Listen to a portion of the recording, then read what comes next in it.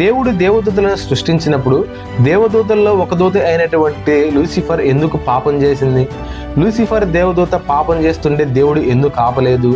Lucifer దేవదూతను కొన్ని వేల కోట్ల దేవదూతలను దేవుడు ఎందుకు పరలోకంలోంచి కింద పడవేశాడు? అసలు పరలోకంలో పాపం ఉంటుందా? దేవదూత పరలోకంలోనే పాపం చేసిందా? కెరూబులంటే ఎవరు? సెరేబులంటే ఎవరు? ప్రధాన దూతలంటే ఎవరు? లూసిఫర్ అనే ప్రధాన దూత ఎవరు? అనేటువంటి అనేకమైన ప్రశ్నలు మనకు కలుగుతూ ఉంటాయి. అయితే ఇప్పటిదాకా మనం దేవదూతలు ఎప్పుడు చేయబడ్డారు?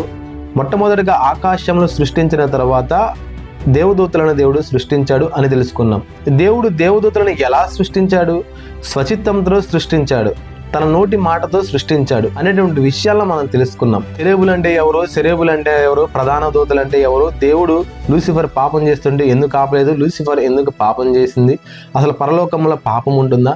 అనేటువంటి దేవదూతలకు సంబంధించినటువంటి అనేకమైన విషయాలు పార్ట్ 2, పార్ట్ 3 వీడియోస్లో మనం తెలుసుకోవడానికి ప్రయత్నిద్దాం.